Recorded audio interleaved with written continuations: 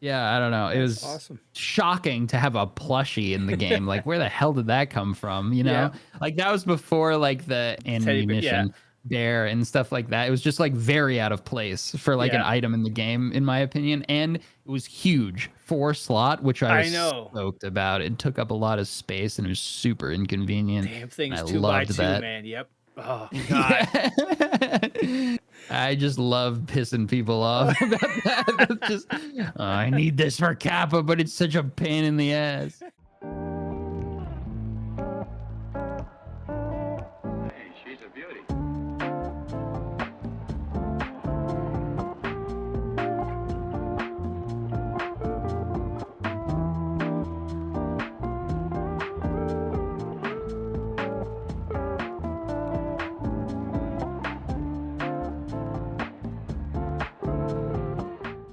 Welcome to Tarducks, a podcast for content creators to come share their experiences, stories, and advice. And today I am super excited. I have Aqua FPS. Welcome.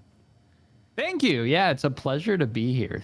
Thank Nice you to for meet you. having me. Oh, Nice to dude, meet you too. Yeah. So appreciative for, I know Oh how shit, busy you got guys my are. little freak image in the background there. I Dude, love that. Take care of, you take So the time. I cool. got to give you like the experience, Yeah. Yeah. That's my Twitter picture. Yes. I absolutely love that. I look sickly and green and You look like a writer, horrible, but I love it. like a Mark Yeah. Twain type thing to it. Yeah. If you say so. Okay. That's very nice of you to say, but you don't It's have the to Canadian in lie. me. All right. So what we do on the pod, we get things going. We do 3 random questions, and let's jump into it. So, last TV show or movie you watched? Actually, National Treasure with Oh, Nicolas Cage, yep. the original. And let me tell you something. I hadn't seen it since it came out. Yep. Me and my wife were just hanging out one night, and we were like, going to watch Andor. Yep. Andor. Yep. Yeah, the new show. And we were like, I don't really feel like that. And then like we were looking around Disney Plus, and then they Yep. had the TV show for National Treasure, and we're like, huh, Oh, National Treasure TV show. really? Weird. Okay. And then I was like, how about we watch the movie? That would be amazing right now. And yeah, we watched it. And let me tell you, it was. Oh my God, what a movie.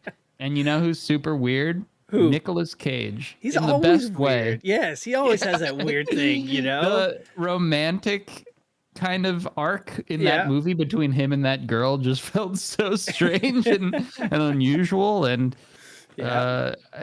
it enhanced the experience for me. I think some might find the opposite. Like, Yeah. I'm pretty sure that movie would have been arguably would have been better with anyone else as the main character than Nicolas Cage. But depending how you look at Yeah. it, I enjoyed it quite a bit. I don't And mind him at all. He's had some really good I movies. love him. Like Have you Face seen Off. Mandy? I haven't. Face Off. What's Mandy Mandy? is so fucking cool. It is like a really like kind of artsy movie. I saw it with a couple friends of mine at like an Alamo Draft House, Yeah. So we were definitely under the influence a little bit, Yeah. which might have influenced my perception of the film. But it was awesome. It was like 2 hours of pure, unaltered cage rage. Yeah. He just Okay. went nuts in that movie, like freak mode, and it was really, really exciting and really cool. And if you're a Nick Cage fan, I Yeah. highly recommend it. Absolutely, Yeah, 'cause that's a he's- super cool movie. I'll definitely check that one. Yeah, because like you've got Snake Eyes, you've got Face Off, you've got oh shoot, there's another one that he did too. Yeah, where he like was in a village of like I think it was like out in Seattle or something, and basically the whole town was full of women, and they killed off all their men, and he was like the last one to survive. This is like Wait, late. was that the one with the bees when he has the cage on his head and he's like, not the bees? I And don't then know. they all Maybe. sting him. Yeah. I don't, That was like the remake of that like weird like culty movie. yeah. What was Yeah. that? I can't remember now. But yeah. Yeah. So yeah, Nick Cage is good. Yeah, when he like cut that brick out of the wall and the eyeglasses fell out, that blew my mind. I hadn't seen that movie since it like came out, and Yeah. what a great movie. Yeah. National treasure. 2 thumbs up for me. Loved it. Absolutely. Yep. Yeah. So, all right. Second question. So you can sit down with anybody in history, present or past. Who would you like to sit down with for an hour or so? Oh. We're going deep. God. The first person who comes to my mind is who's the host from Family Double Dare? Family Double? I don't know that one. I don't know why, because I always wanted to be a participant on that show. Yeah. So badly. Mark Summers. Okay. That was his name.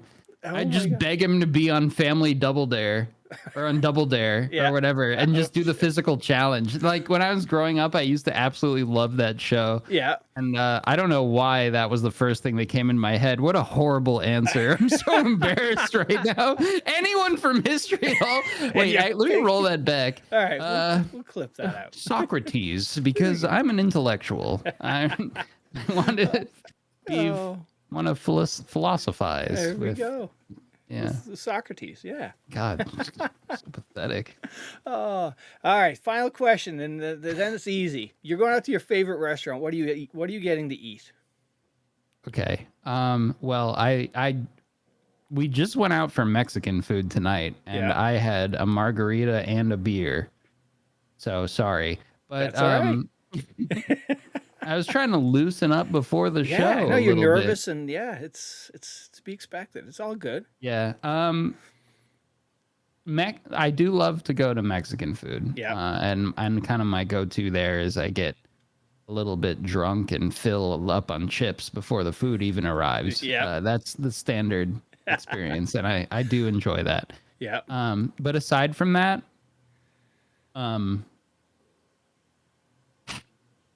I gotta say, like, I love Indian food. Yep. That's kind of like most people wouldn't pick that, I feel like, but goddamn, that's maybe my favorite. That Yeah. or sushi. Yeah. I'll go with you on the Indian food. I love butter chicken. Oh my Yeah. God. That's So good. Yep. Absolutely. I honestly never get sick of that either. Like Mexican food, I can get sick of at a point, but like I feel like I could go in on Indian food pretty much anytime. I could get sick of sushi too. Yeah. I feel like, yeah.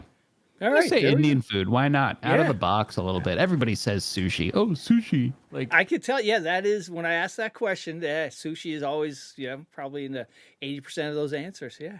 yeah. No, you know what? Indian food. There we go. That's my pick. That's All the right. good stuff. So welcome to Tarducks, man. So happy you're here. So first of all, you did TwitchCon there a couple of months ago. How was that? How was that experience? Post COVID and a big get together. Yeah, it was my first TwitchCon that I've ever been to. Oh, really? Actually. Yeah, I probably would have gone earlier if not for, COVID and all that business. But yeah, I didn't really I was definitely more of a YouTuber to start out. Yeah. And I did streaming just, almost just for fun on the side. But yeah, I was always recording stuff and editing and stuff. So, and Twitch was very much the back burner for me. And then that kind of switched around. Yeah. And now in the last few years, and yeah, it was my first TwitchCon, and I had the best time. Yeah. I really did. It was fantastic. I met, so many people there. You weren't there, were you? No, I was not there. No. Yeah, I saw all the okay. videos and pictures. It looks like everybody had a great time. It was amazing. Yeah. Especially the Tarkov meetup, out front of TwitchCon, not everybody, but a ton of people that I've gotten to know online were all there, and it was just great to see everybody in person. And then just viewers or whoever just coming to hang out and say hi. Yeah. I had the best time, and seeing friends, of course, having just an excuse to get together. Yeah. That's what it's all about. The venue sucks. Right. Well, okay, sorry, Jeff Bezos or whoever. The venue doesn't suck, but it's definitely not the main attraction there. It's seeing all these people, and it was really great, especially coming out of a long period of time where people were not in situations like that. So it was great. Now, who who were you surprised with the most by that IRL encounter? Like somebody who you didn't think was that tall, or just like, One peg. yeah, I hear that. Yeah, he's a giant. That dude is huge. Like, he's so freakishly tall. Yeah. I was so shocked by that. And he had like Yeah. a mohawk and stuff. I was intimidated. Oh, no way.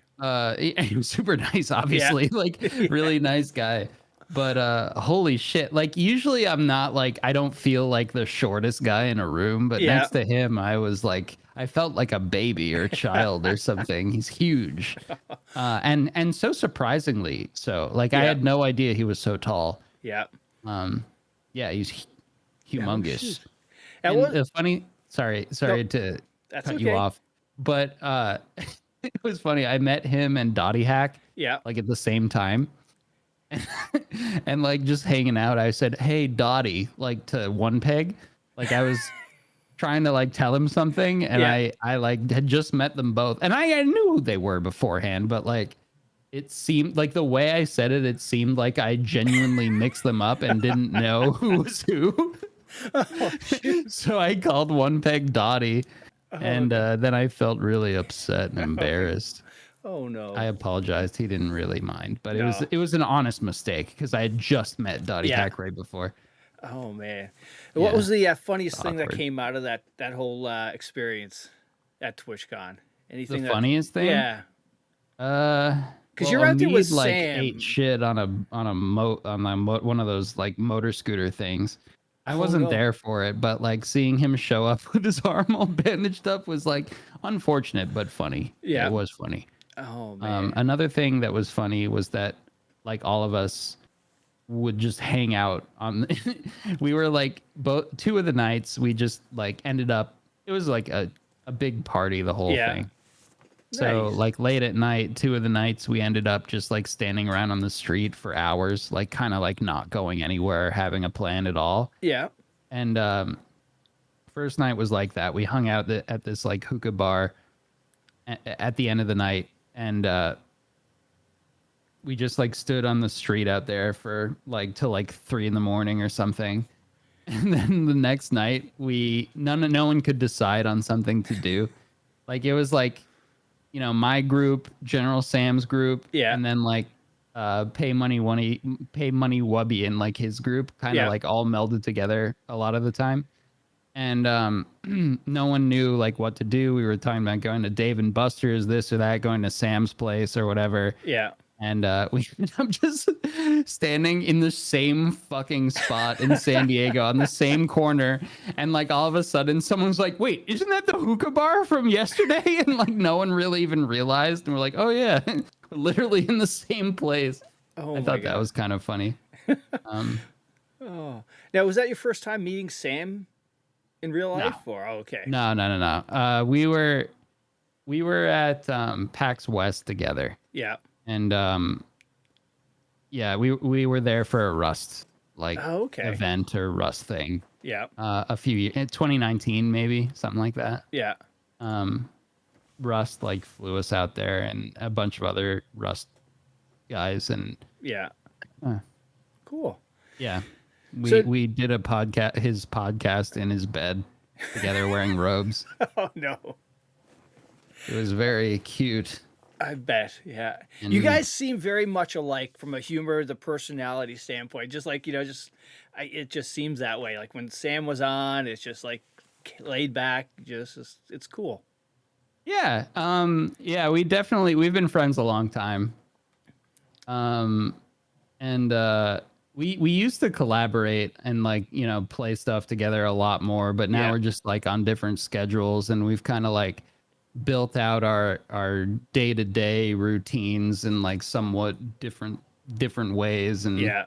and he's got like all these little rascals running around, his kids and stuff. And you know, I'm like, he like gets on the game at like late at night, and I'm like pretty much like brain dead by this hour generally. So if I'm like really floundering on this podcast, that's why I start out the day like really strong, feeling great, Yeah. mind turned on, ready to go, and I just degrade and deplete.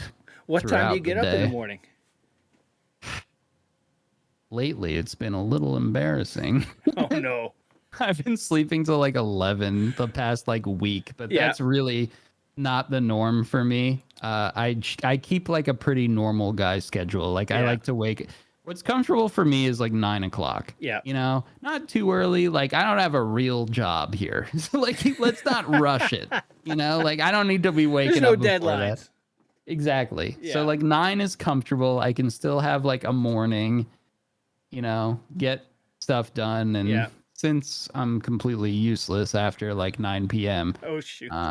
it gives me enough time to like get things Yeah. I want to get done. Nice. done, I guess. So now, what do- so okay. who was Aqua before you recorded your first YouTube video? What is your background? oh, Like in terms of before- like video Well, stuff? no, or- just like I guess, after high school, what path did you start down? After high school, well, I did go to college, and my minor actually is where I learned like Photoshop, pretty much like the Adobe suite, Yeah. or whatever. I just took like a media, like online media kind of minor thing that I just like fell into, Yeah. because I was interested in like, Photoshop and like, stuff like that, photography a little bit. Yeah. And I did have an interest in like video making or film or whatever you want to Yeah. call it, because I grew up skateboarding like crazy. Oh, I no was way. Always skateboarding all the time. Street or ramp or everything? Or did you go Mostly street. freestyle? Freestyle like Rodney Mullen, like Exactly. spinning Yeah. on the Kevin wheels. Hart, yeah. Yeah. No, I sucked at that, and I also sucked at vert, and I would say I sucked the least at street. Yeah. But I still sucked. It was very clear I wasn't going pro, certainly not. But yeah, I was skateboarding a lot, and I used to make just like skate videos of me and Yeah. my friends and stuff. That's how I learned how to edit. Oh, nice. And I loved editing, loved Yeah. it. And I remember, seeing people when I discovered people were like making like edited videos of like video games and Yeah. stuff, like, put together like like nicely edited things. That definitely was up my alley because I Yeah. was playing games all the time anyway. So I figured, why not? Oh, I know how to edit. I'll try it. Yeah. And so skateboarding, I went to college, learned that. And then I had like a office job that I hated for like forever, Yeah. for like 7 years or something. shoot. And I like moonlit making videos and stuff and streaming and stuff. Yeah. Like during that for years. And I remember I quit my job when I started making an equal amount of money from YouTube and Twitch. Oh, wow. So, and then I was like, okay, I'm going to try this for a while. Nice. I'm still doing it. And here we are. Here we are. Now, if what are some of your favorite skateboarding videos? In Bloom, Trans World. Yeah. Are you a skateboarder? So I'm old. So we're talking days of thrashing, rad, skate, when Bones Brigade was around. Yeah. I could do a kickflip, but my calling was for BMX, riding, half pipes, Can you hitting still kickflip? I can do a kickflip. I can do decades on bikes. I ride mini That's half. badass. Let me For tell you 50 something. years old. You're 50? I'm 50. I'm old. Yeah. You can still kickflip. I could kickflip. That makes me very happy and pleased to hear that. I didn't want to pry or anything or be okay. rude. You never ask a podcaster their age, but I'm just kidding. But I was going to ask, if you don't mind, how old are you? Because I have this thing where I try and do a kickflip once a year, Yeah. just to make sure I can still do it. I'm 33. Yeah. I'm old-ish. You're a puppy. Yeah, I mean, maybe not next to you, but like Yes. compared to most Everybody people else, who yes. like watch Twitch and Yeah. YouTube and stuff, I'm definitely on the older side. You know what's weird? I was shocked to find out I was older than Sam. That still Wait, hang boggles on. You're my older mind. than Sam? Yeah, Oh my God. I thought I yeah, pegged he him gives for off mid-30s. very older energy. He does. Yeah. I thought he was like at least a few years older than me, but it's the opposite. Oh shoot. But yeah, I don't have any kids or anything like Yeah. that. So he's I mean, on paper he's older, but I mean, or maybe no. whatever. Technically, I am, but Oh shit. but what was I talking about? Skateboarding. We were talking Oh, about right, skateboarding. yeah. I try and do a kickflip every year just to Yeah. check in, make sure I can still do it, and knowing that you can still do it, that's awesome. Yeah. You should be proud of that. That's I cool. am. I love riding a mini. That's mini because street just hurts. To crash on, and ankles when you get this age. If you roll your ankle, it just kills. But yeah, no, Never heals. No, Yeah. no, not as we get older too. But yeah, skate videos the skate videos, the way they're shot, the music was always fantastic. It's just Love it. Yep, Yeah. absolutely. Stay Gold by Baker. I don't know if you've seen that one, No. but Andrew Reynolds' part in that is the greatest fucking thing. Like, I've never seen anything like that. And Bag of Suck with Jerry Shue at the end. Jerry Shue. I'm not sure how to pronounce it. He's my favorite skater, but I don't know how to say his name. The progression is just amazing how far skating has come. The way, just the balance people have today. They can just Everybody is so good now. Yeah. It's sickening. Whether all these kids. Yeah, they have the benefit of foam pits. They have all of the great skate parks, facilities are there.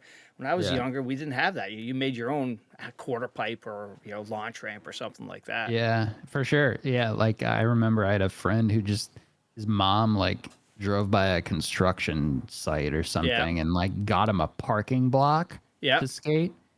And I remember that parking block being like the coolest shit ever. Like we had something like to skate like in their driveway, you know? Like that's a big deal. Yeah. Yeah. Now and, you like can go to making ramps out of plywood and stuff. Now you can go to Walmart and buy a rail if you want, or a little launch. Yeah, like an actual fabricated rail. Right. Yeah. Totally. Oh shoot. I had a rail growing up. Yeah. Oh. For a bit, and then I stopped skating it because I dislocated my elbow on it. Oh. Ow. Like a dummy. And I got kind of scared of skating it. Yeah. I never did a 50-50 on a slanted rail ever again. Yeah. Oh man. Yeah, it's funny how you can that one crash sort of just sticks with you, and you just see something cool. Yeah. So like I dislocated this elbow, right? Yeah. Over here, I can touch this shoulder with this arm. Yeah. Perfect. No problem. If I have an itch, I can scratch it over here. No big deal. I don't have to go like this. Over here, that's it. Just stops. That's as far as I can't reach my shoulder. Oh my god! As far as it goes. Wow. Just boom. That's wild. Boom. Yeah. Oh my god. Cool, right? Be careful. Yes. Out there. Yep. You're not invincible. The kids think they are. Absolutely. I'm like that guy from that. Not Bruce Willis, Samuel L. Jackson from Very Breakable. Yes, yeah. I'm actually not. I've never broken a bone. Everybody yells at me because I hate milk. Yeah. Well, never broke a bone, so. So there. Fuck you, milk. Yeah, fuck you, milk drinkers, you bunch of babies. All right. So video games. Where did video games start for you? What were some of your early video game memories? Oh. Well, I remember my first video game memories, if we're going way back to the actual beginning, would be watching my dad play 2 different games on the computer, one of which was Battle Chess. Yeah. I don't know if you're familiar with Battle Chess, but it was fucking bad. Can I curse on here? This is your podcast. We can go wherever you want. It was freaking badass. Badass. The pieces would like fight, like say like you take like a rook with like a bishop or something. The bishop and the rook would fight it out, and there was like a little like really primitive early 90s animation to accompany it. That was very cool. So Battle Chess, I played like Jack Nicklaus 3D Golf, like 1996. I played a lot of that. I loved that shit. And I played the Descent. Yes, yeah, the space one flying around up and down. Yeah. Yeah, I played that. Those were my earliest video games that I ever played. All PC games. obviously. Yeah. And after that came an N64, I Yep. think on my 8th birthday, maybe, whenever it came out, 1997, maybe. Yeah, 8th birthday.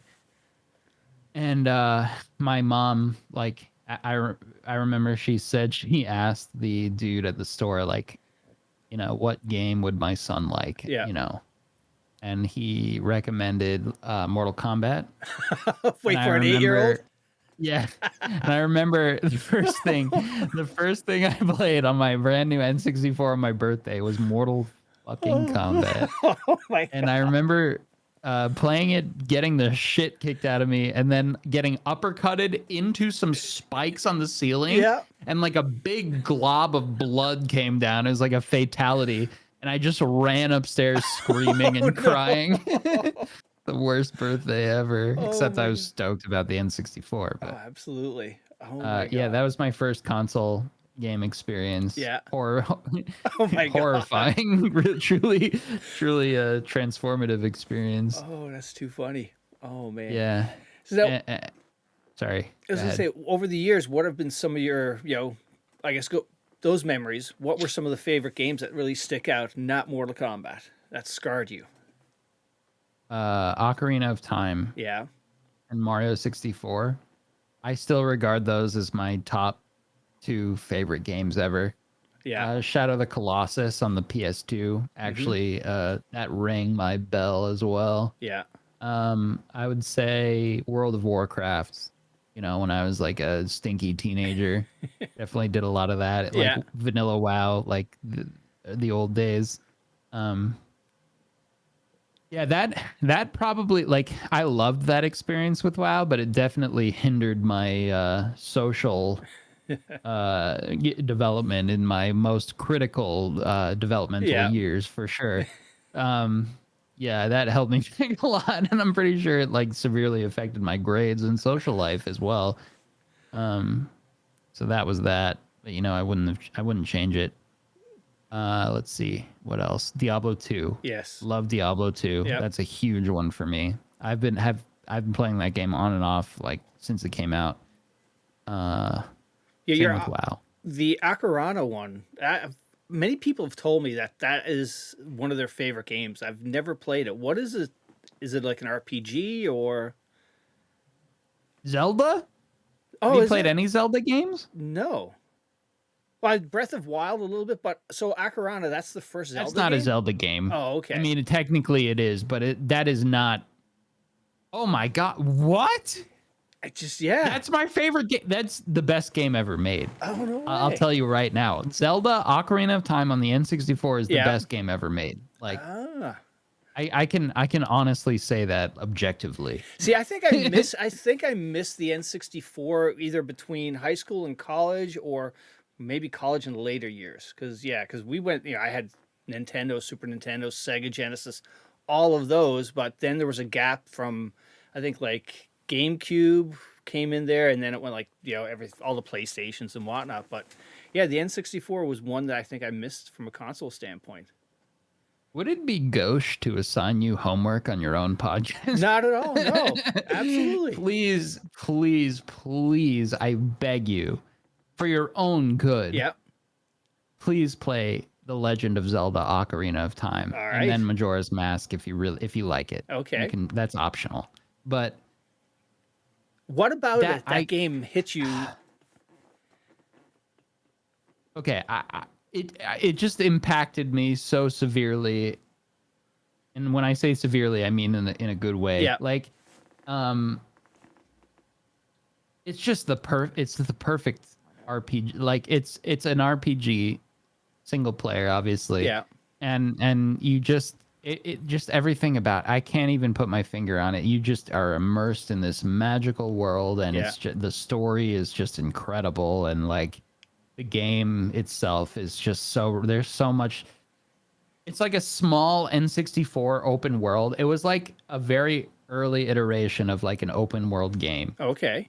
but like you're still somewhat guided through it, and there's just so much to discover. It's just such a magical, amazing experience through and through. I can't even put into words why, but I'll tell you this: whenever the title menu comes on and it's a little too late at night, I'll shed a couple tears. Oh no.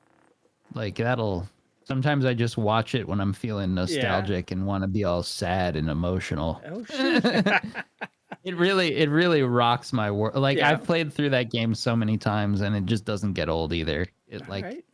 please Well, play it. I will take that as homework. Absolutely. All right. Yeah. So now these days, after that whole generation and coming into sort of more the 2000 era, what games really stick out for you? What was the game that made you stream? I guess we'll start there. Rust. Yeah. Well, yeah, Rust.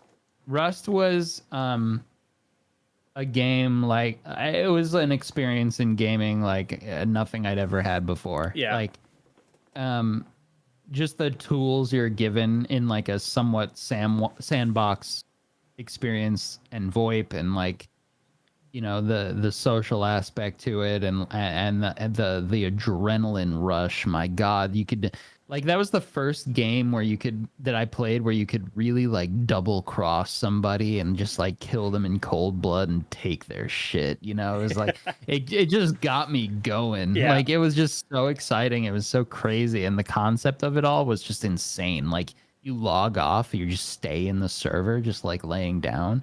You have to make a base to protect all your stuff. It was just mind blowing. Yeah. That experience. It still is mind blowing. And I found myself discovering like, I was watching other people play and like YouTube videos on it and stuff like that. And I was like, I know how to edit. I should try this. So that's what I did. Oh, okay. I had dabbled before that, just like with stupid stuff like like actually if you go back on my YouTube channel, on my main YouTube channel, like to the beginning, there's these like really just atrocious videos on there as I, for over the course of a couple of years, as I was discovering like how to make a decent YouTube video. It took a long time, making shit videos before I could like make something half decent. The thing is, I just left all those crappy videos up because I don't care. Yeah. Like most people would have probably privated those or like unlisted them or whatever. But yeah, they are horrific. Just like case opening videos or like Hearthstone pack openings. I just like didn't know how to talk into a microphone. I just felt so uncomfortable, and it's just really abysmal. But yeah. Oh, neat. And now, how many years, like when was that first video you put up? Oh God, maybe like 2015 or something. I got maybe 2014. Yeah. I know I got like into actually like making somewhat decent edited content, or I don't even like the word content, videos. Yeah. At in like the summer of 2016. Yeah. Probably like 2014. Some of the ones before that were okay. There were a couple that were okay, but generally they were pretty shit. And now, what was there a certain point, or just a gradual successes that you hit a point where you could take this full time? You could jump in and do this as your career. I started really thinking about it for real when I hit like 50,000 YouTube subs. Yeah. Because I was starting to make like a decent amount of money on there, and 50,000 is a lot. That it was nothing at all that what I expected. Like my goal going into it was just my goal, like end game goal, was 1,000 subscribers, just so I had someone to watch what I was making. That's all I wanted. Like just I wanted to make stuff and entertain a small group of people. That's like all I wanted to do, and like just like interact through the comment section. That was it. And then it just kind of like kept growing beyond that, and I was like, oh shit, like maybe if I keep pushing, I could do this as a job. So I did, and then I remember around when I hit like 100,000 subs, and when that's when I started like matching my income from my other job. That's crazy. As a hot air balloon repairman. Okay, Sam, you're That's not pulling Sam. that one on me. That's what we both say. Yes, he did say that. Yeah, it was just like an office job that I hated. And was it a certain like grouping of videos that exploded for you, or was there a couple of videos that stick out that like just people found and just it ramped up? I remember I did like a solo series in Rust where I was just like by myself, and I just filmed like my experience that wipe just as a solo player. Yeah. And like it was a pretty simple, like chronological kind of like showing everything that happened kind of thing. But I remember for some reason that one kind of just blew up and people started to notice. And I remember being so goddamn excited about it. Yeah. Like I would like upload, go to bed, and like wake up like at 6 a.m. because I was so excited to see like how many views and likes and stuff I got and comments. And it just, that feeling was it was such a thrill for me at the time. It was great. Yeah. And I was blown away by that.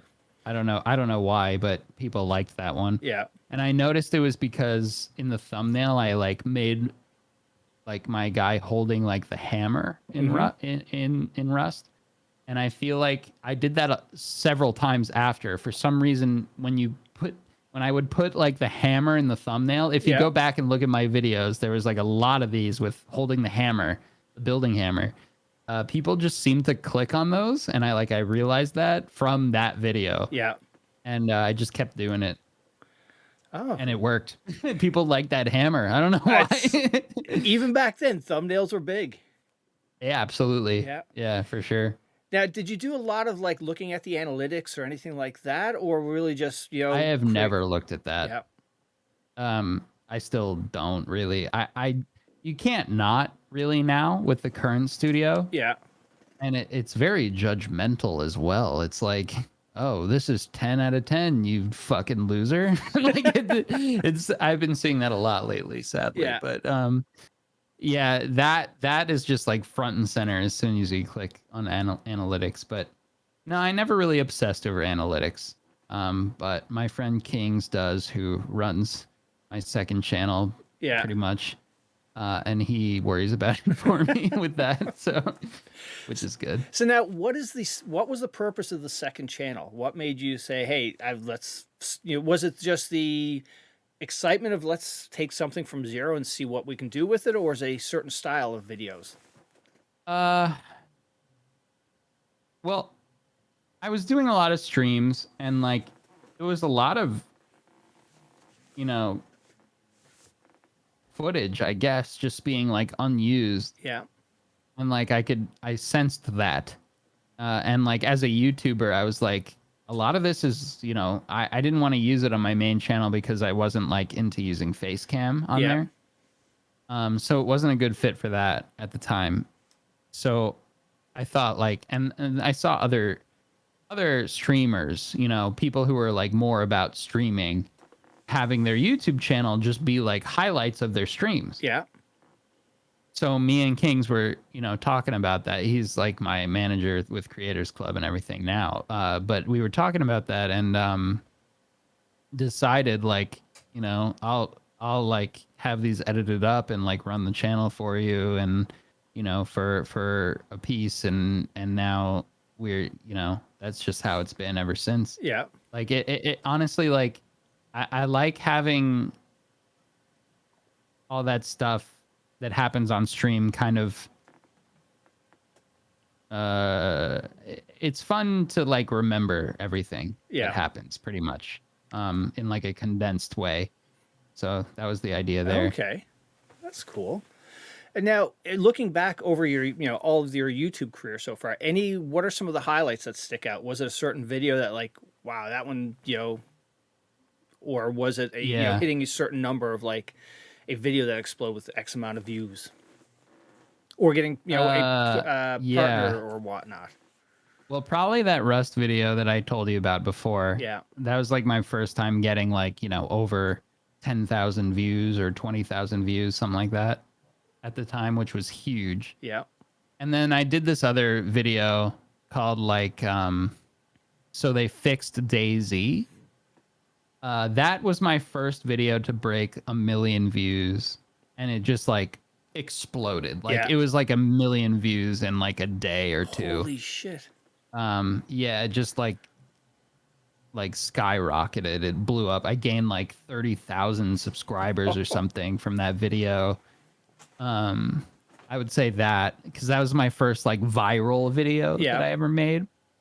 And then probably beyond that was like my Tarkov, like that series I did on my main channel of Tarkov. I don't know if you're familiar with it, but like with like the Loot Lord and all that stuff, like where I talked like this, like for the voiceover and stuff. Those videos I think are like my magnum opus, if you will. I'm pretty proud of that series.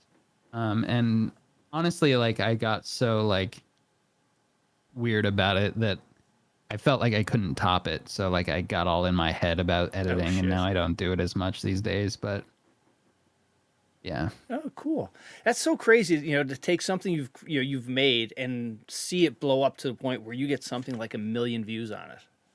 Yeah. You know. Yeah, it's wild. Like honestly, it's like I'm not used to that still. Yeah. Like it's weird. But very cool and exciting at the same time. For sure. What's your take these days on, short form content versus long form content? I was talking to Jesse a few weeks ago, or probably a month ago, and he was saying, Jesse Kazam? Yeah, Jesse the Love pizza that man. guy. He's such a nice guy, isn't he? Did you say Jesse Pinkman? No, Jesse Kazam. I don't know. Jesse Pinkman. I always call him, I thought you said Pinkman. Oh. Whenever we play together, I go, Jesse, like Walt. Yeah. Breaking Bad. It's really dumb, but I do it anyway. Yeah. I like it. Makes me giggle. So that's what matters.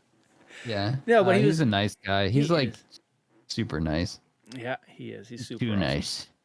He is, but you know what? Him and Veritas doing that podcast, I think Veritas is finally breaking down the niceness of Jesse. You're seeing some disgruntledness come out of Jesse once in a while. About time. So well, all right. So yeah, short good form. for them, I suppose. Yeah, their podcast is cool. I enjoy. I was on there once a while back. Good people. Yeah, for sure. I like both those guys. Yeah. For the short form and long form, what's your take on where is long form dead on YouTube, or we're just seeing just a different trend with short format videos? I think there's room for both, but I think people have gotten definitely more ADD about their consumption of media online. That goddamn TikTok, I swear. Yes. It just made it. That and like the ability to like hover over a video on YouTube and like see like a little like preview of things. Like I find myself doing that all the time. And I feel like it keeps me from clicking on stuff sometimes if I don't like what I see. Yeah. And I think we've all gotten even less. Like our attention spans have diminished even more. Oh yeah, you're watching TV or watching a movie, your phone's out because you're just it's just I was trying to watch like Andor and like the new Lord of the Rings show and stuff, and I don't know if they're just boring or I'm just a freak now who can't pay attention to anything. But like I like look up, like 10 minutes has gone by and I don't know what's going on. Yeah. I hate that. I want to slow down. Right. We should all go back to like candlelit book reading. or Blackberries, where you can't watch videos on your Palm phone. Pilots. Palm Pilots, there you go. Yeah, I had a Palm Pilot in middle school. I was a cool guy. Oh man, I'm so taking old. Notes with the stylus. Like, you had to write a certain letter a certain way to. Oh God, what a freak. And now today I see video. All right, I don't know, today or last week you had a video on Billy. I don't know if you posted that on, like I think that's a Chinese YouTube or something. What? Yeah. What, like, I had a video on there? yeah, it was like Aqua posted Billy, videos on Billy, because I was just looking, I was going down like, what other video What? platforms are out there? And then I, went down this rabbit hole, and it's like, oh, Chinese YouTube, Billy, and it's like, okay, Tarkov, and there's, Oh, I didn't post that. yeah, so I was like, oh, Someone else did. he's branching out, he's globalizing. That's it. Litigious. There we go. Damn. Wait, what's Billy? I don't even know what that is. Yeah, it's like Chinese YouTube. You'll have to shit. check that out later. I thought, I should make wow. a channel on Billy. Yeah, I thought, I thought Aqua's, he's, doing big brain here. He's moving, he's expanding. No, I'm not that smart. Are you crazy?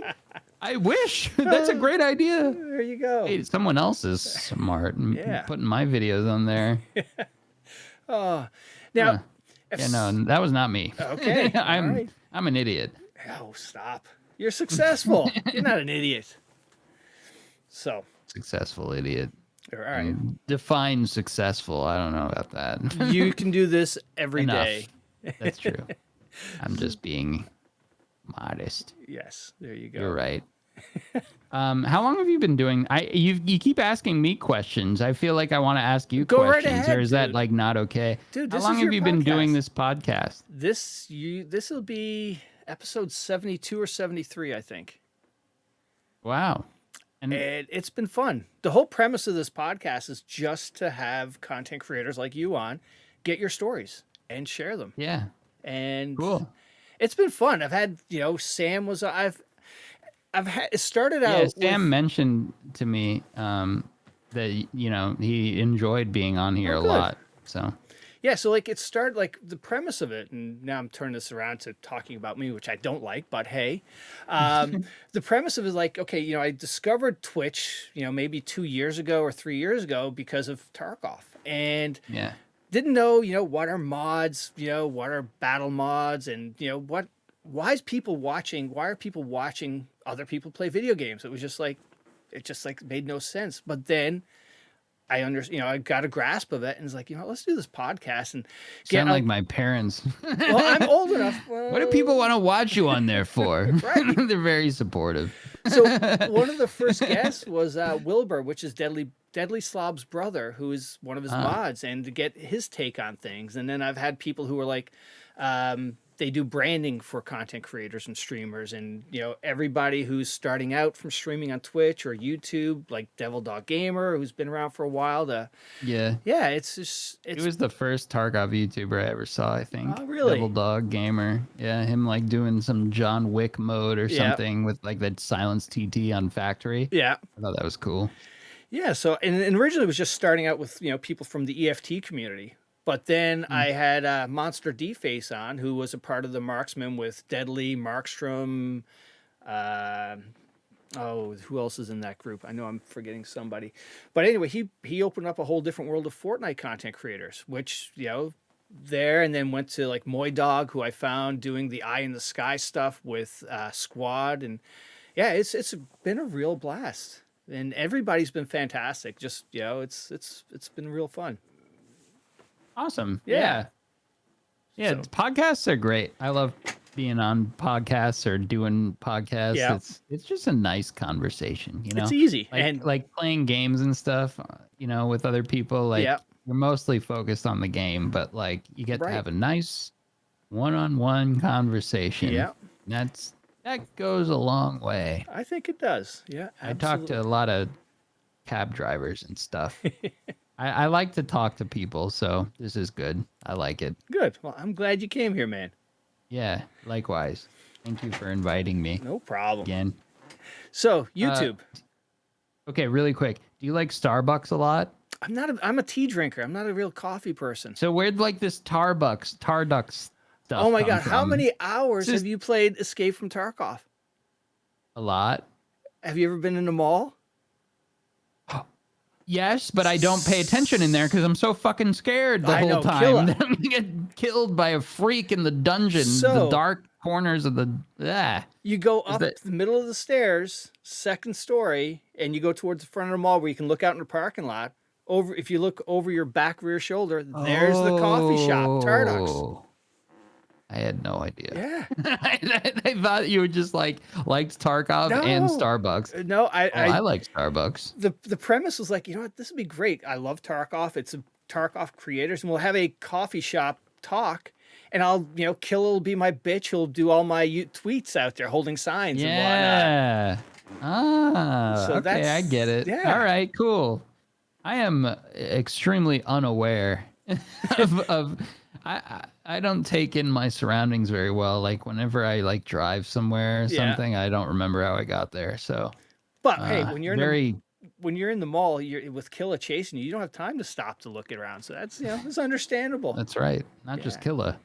No. Every little goblin in there. Yeah, and those dark shadows. Yeah, I'm not looking forward to Wipe having to go in there again. I hate it. I hate going there. Absolutely hate it. Where were? Oh, YouTube. Okay, so if somebody was going to start creating content for YouTube, what kind of advice would you give them?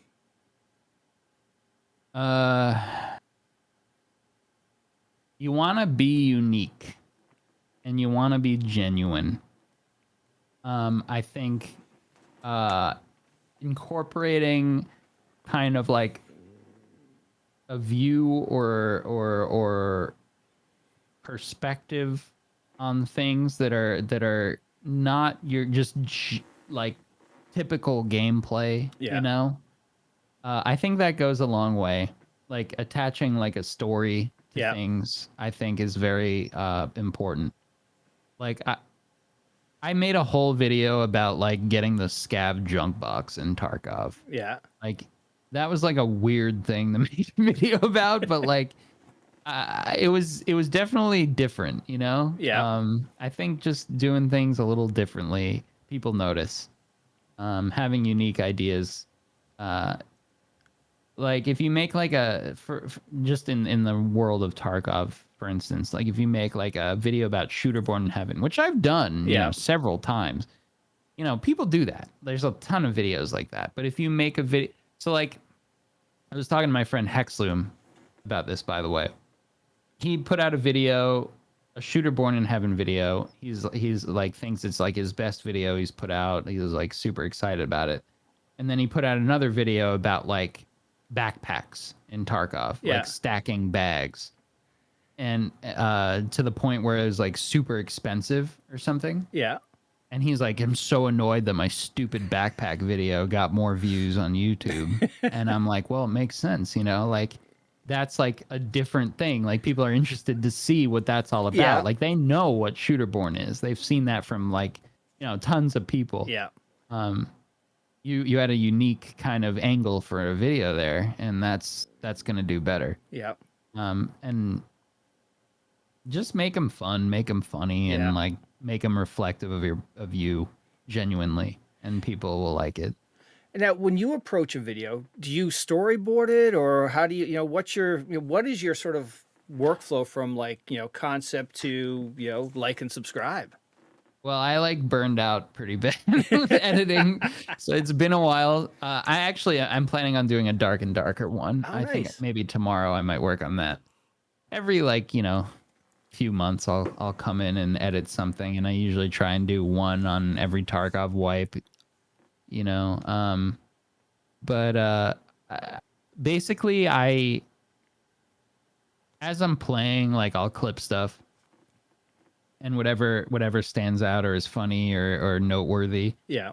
And then I'll kind of keep track of what happens and these clips and events, and I'll kind of like work through them in my mind.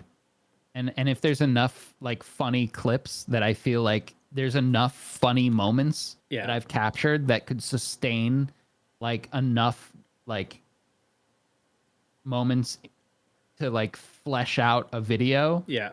Then I'll be like, okay, I'm going to make a video about this. Yeah. And then I'll kind of like then piece things together. And sometimes I'll even like think about the clips that I've gotten that were like noteworthy or funny, and I'll kind of like write ideas or thoughts around them for like a voiceover kind of scenario, and like kind of like weave it into like a analysis or story about my experience with the game. Yeah. Sometimes I'll write out like a whole script, like, all the voiceover, and then like be like insert clip of blank here. Yeah. After that. And sometimes I just kind of like go in with nothing, pull down all the clips I like, put them in the timeline, and just put it together like a puzzle. Okay. As best I can. It depends. It's all kind of different. Now, do you aim for a certain length of time for a video before it gets a commitment from you to make it? Like, do you 10 minutes, No, or it's it's not just about the length at concept, all. or it's the idea? Yeah, it's more like if I have enough ideas and funny clips where I feel like it could make a full experience, no matter the length. They genuinely will end up to be like 12 to 20 minutes or 22 minutes. I don't know. It depends. Yeah. Okay. So, yeah, no, it's not like a length thing. Cool. Just, yeah, I don't know.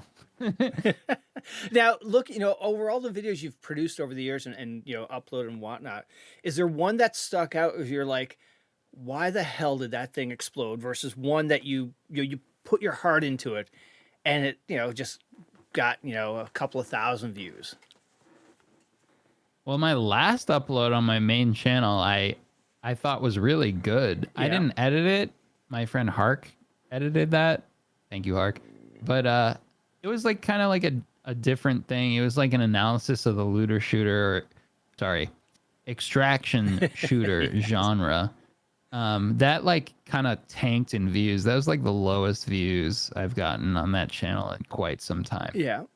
Which was disappointing. I thought people, like, I get why it didn't get a lot of views. Like, the channel's just been, dwindling for a while, but because I stopped editing a lot and stuff and just kind of let it go on the back burner. Sorry, everybody, subscribe to me. I apologize, but I'll be editing soon. But yeah.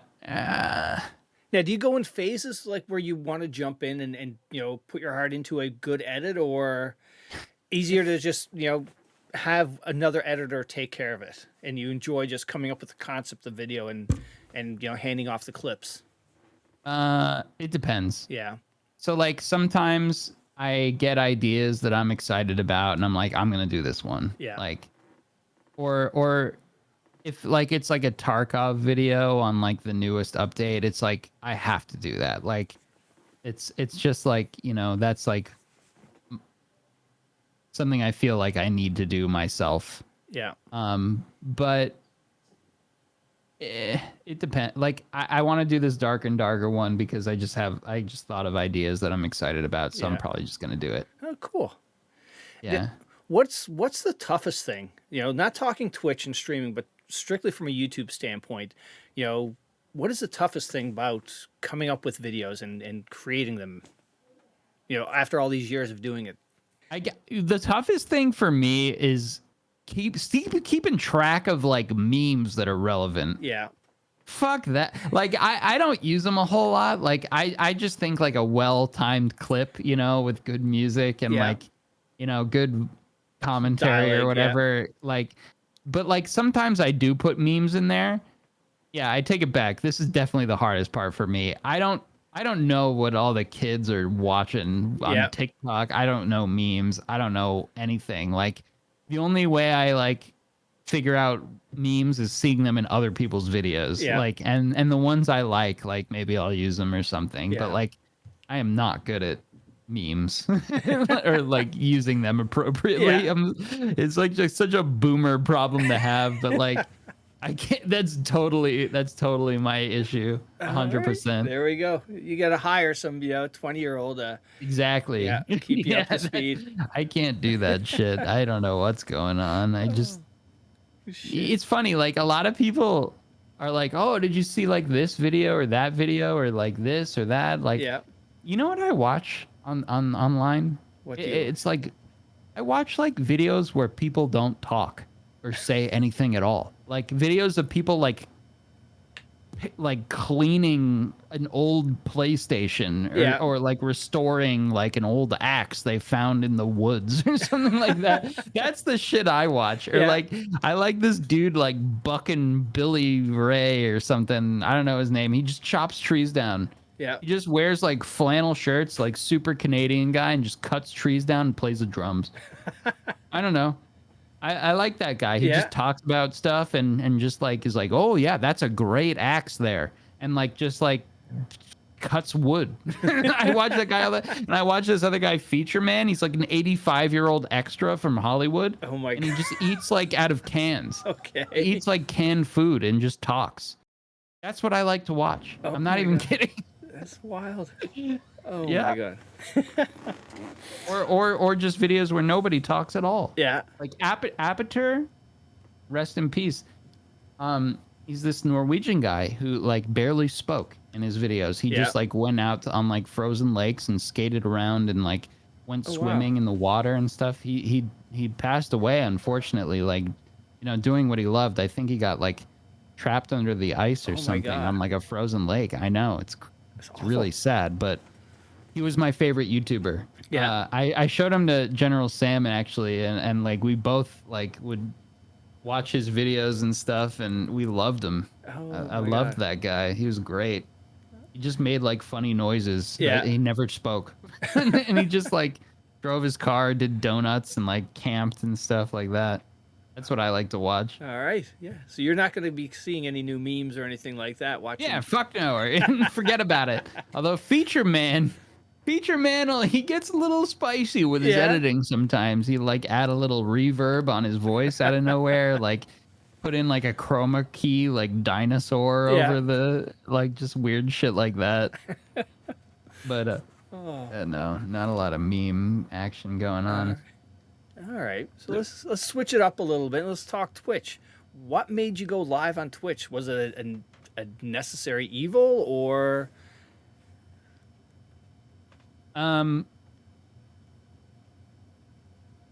doing YouTube for a long time, I made friends who were also doing YouTube and stuff, and I noticed that they were doing Twitch as well. Yeah. And I was like, huh, I don't like that. I don't like that. I was like, I'm not into that. I don't want to do that at all. That seems like that seems bad. Like that's creepy. Like I don't want to be on Twitch. Forget about it. Yeah. And for the longest time I didn't go on Twitch. I didn't understand it. Like I didn't watch it either. I just didn't get it. I was like, why would you want to watch like an unedited like thing like that? That just seems boring to me. Like and now I watch it more than YouTube. Yep. It's just really nice to have on in the background, and like you kind of like form a nice little parasocial relationship with whoever you're watching. And is that rude to say that? No. Well, no, you form real relationships. Like I made all my friends on Twitch. Yeah. Like all my friends online that I hang out with, like I met them all on Twitch. Yeah. So I'm glad I did. But yeah, it took me a while to figure out what that was all about. You know what I mean? Mm-hmm. I'm right there with you. I was like, it was like, why are anybody watching these other people play video games? Yeah. And yeah, it was. I just didn't get it. Yep. Like the videos on YouTube, I understood. Yep. But Twitch, definitely not. And I was like, this is weird. Like, this is not for me. And it took me a while to come around. And I remember my first streams. I did it because, you know, other YouTubers were doing it. Yeah.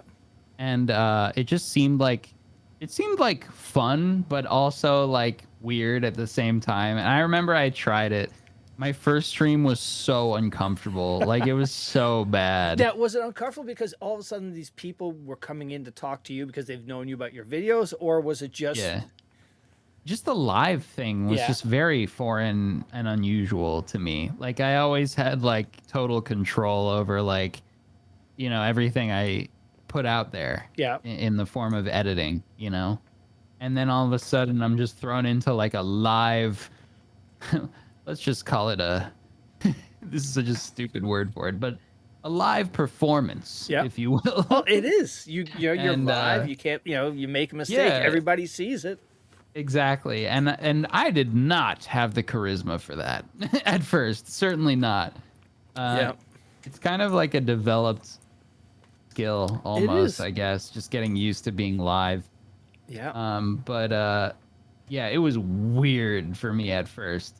But now like I enjoy it so Yeah. much. Like I continue to make friends with people in chat, you know, like Yeah. and they're amazing and they're hilarious and like just what streaming feels like to me is, you know, when you like have like a buddy over and you're sitting on the couch and you're beating a game together, you Yeah. know, just like switching off or not, but just having that extra kind of presence with you Yeah. when you're gaming is it just is very like fun and like comfortable and like that's what it feels like to me streaming. I don't like to game alone. Yeah.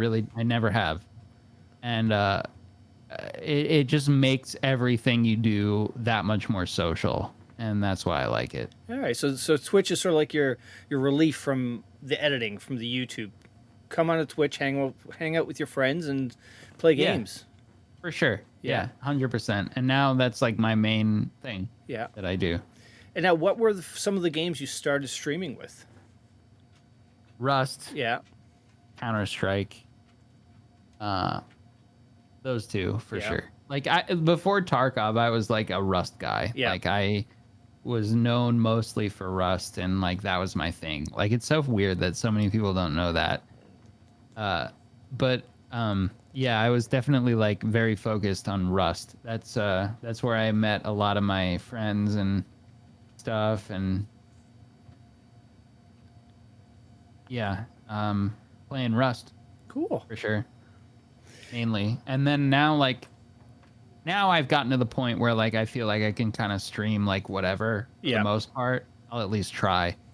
Yeah. And I just play just what I feel like playing, I guess, which is really nice. It is nice because you know I Yeah. talk to the other people where Twitch is their main source of income or same source of that's their focus, and if they're maining a game, they can't take that risk of playing something they want to play. Whereas the variety streamer or like you can throw on whatever you want and have fun with it. The stress is not there. Yeah. So I made sure it was really important to me, like after being bottlenecked in Rust so much, Yeah. like I eventually just couldn't stand doing just Rust anymore. Yeah. And basically, I mean, I a little more than I would have liked, definitely jumped into Tarkov Yeah. and did the same thing. But I was a little more guarded in the fact that like I made sure that I was cultivating somewhat of a variety experience Yeah. or audience because I just didn't want to be that bottlenecked again.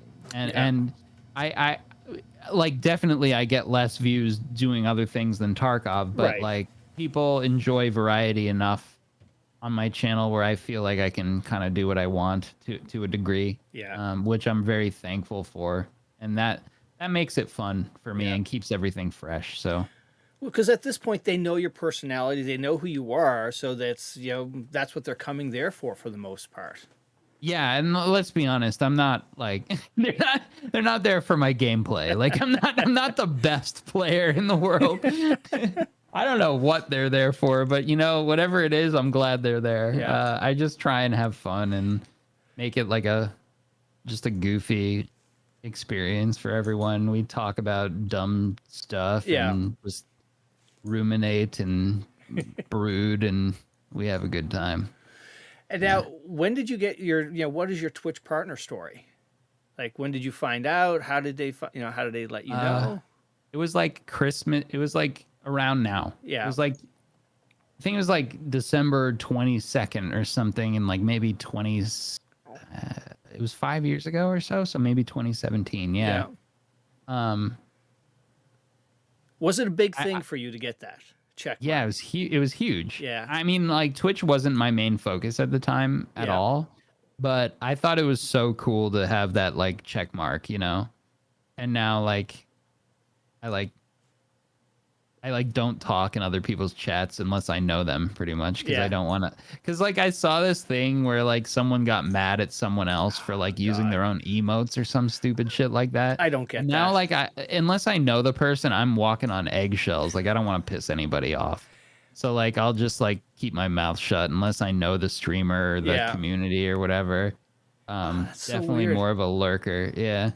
Like But, somebody might yeah. get mad because, oh my God, Aqua's in my channel and he's, you'll get all the attention or something along those lines. Yeah, I hate that. Like, Oh. like if I talk in someone's chat, they're like, "Oh, Aqua." I'm like, it's not about me, guys. Like, Yeah. that makes me crazy. I hate that when people start talking to me too much in other Yeah. people's chats. Makes me feel bad.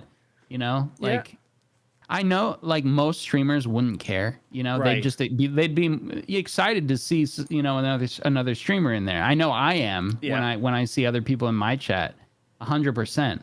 Like I am not like the type to be like that, but some people are, Yeah. and like, I mean, that's probably not a good attitude, but Yeah. No, I agree. but people are like that, and like I definitely. I don't like to like get too much attention Yeah. from chat if I talk. Yep. So like the check mark is just like make sure that people see you. Yeah, the check mark, the partner on Twitch was a big deal. It took me like 3 tries or something applying. But yeah, it was exciting for sure. Nice. And then it made me think like, okay, I'm like kind of like a streamer now too. That's cool, you know, like it's nice to not have all your eggs in one basket. Yeah. You know what I mean? So.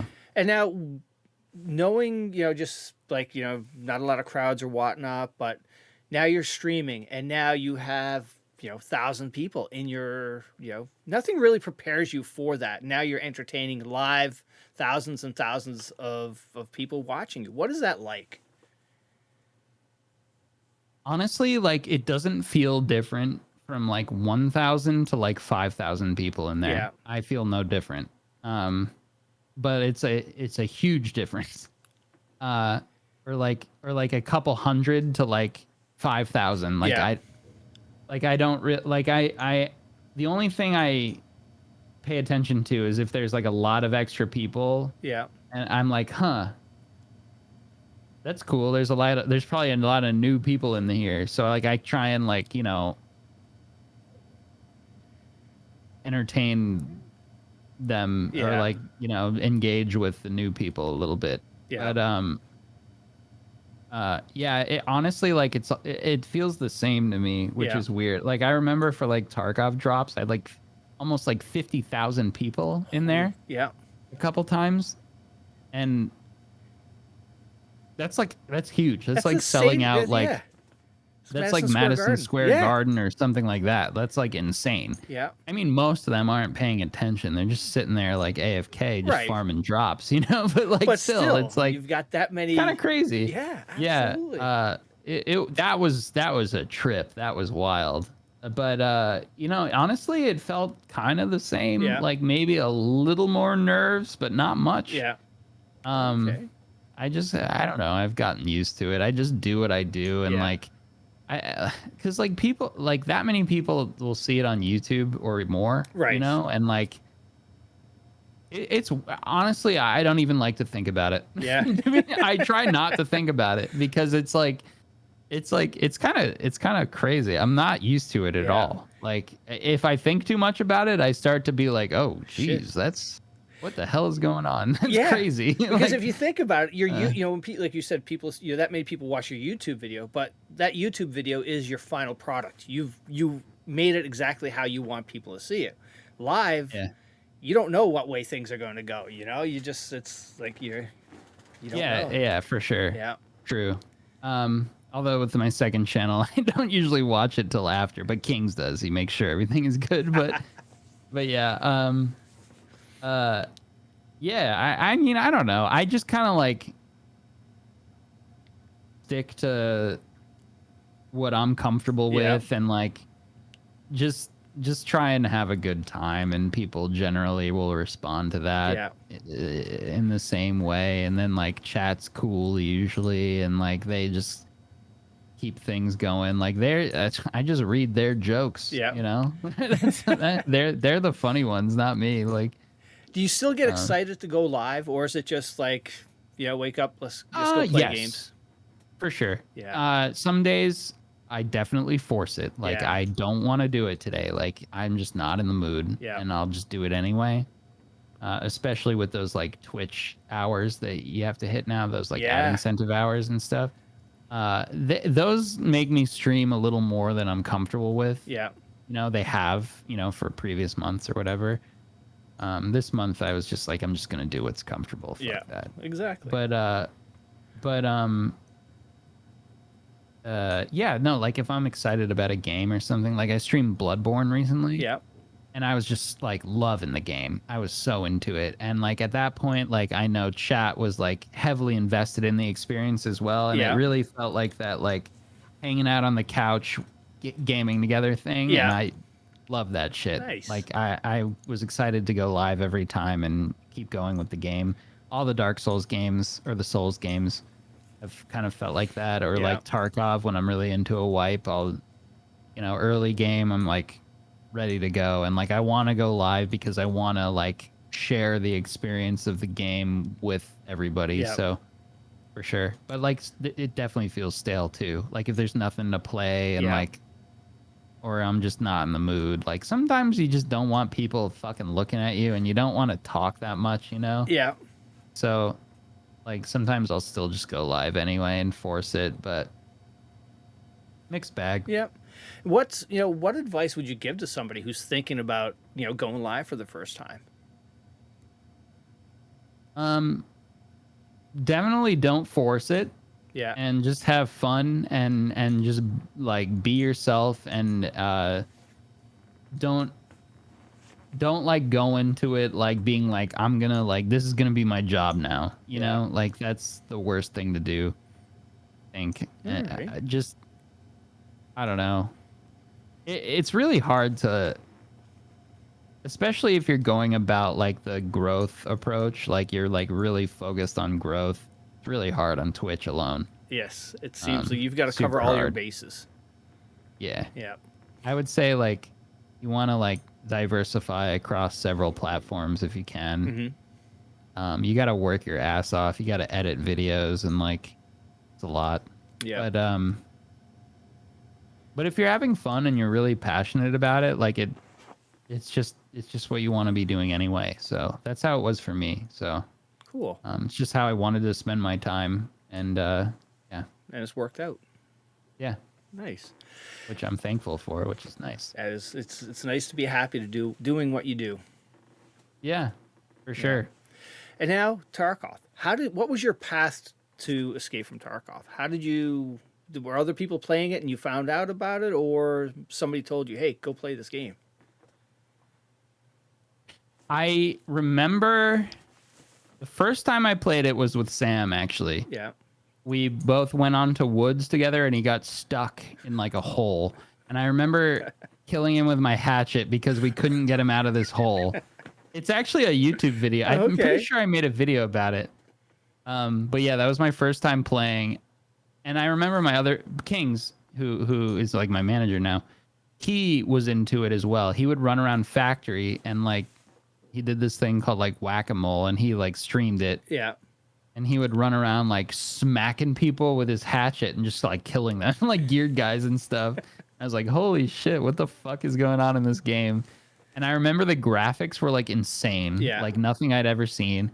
And like the sound design blew me away, just like the shuffling slowly through like the bathroom with the glass on the ground and everything. I was like, oh my God, this is like the most hardcore intense game I've ever seen. Even though it was like totally weird and silly when I first started playing, everyone's just running around with hatchets, like beating the shit out of each other. But it was like I hated the game at first. Like my first few videos were just like very disgruntled experiences with the game. Like I just didn't understand how anyone would think it was fun. Yeah. Like just shooting someone, getting the drop on them, shooting them a bunch of times, and just not being rewarded for it because Yeah. they had like armor and you were using bad bullets. I was like, that's not fun. Like, what the hell is that? Like, I was just about like positioning, aim, you know, whatever. Right. But when I started realizing that the game was like an MMO, Yeah. and there were quests and there was character progression, you had to level up your guy to make the wealth, to have the skill, to have the resources, to have the things you needed to like win your fights and stuff. Much like, you know, getting that sword in World of Warcraft or whatever that let you do more DPS. Like when I started looking at it like that and like learning about like how there were quests and NPC bosses and like all like that wide spectrum of like loot that was like and it's a lot to digest at first, but once I started to understand it, oh god, I loved it. It infiltrated my mind and soul, and then I went freak mode from then on.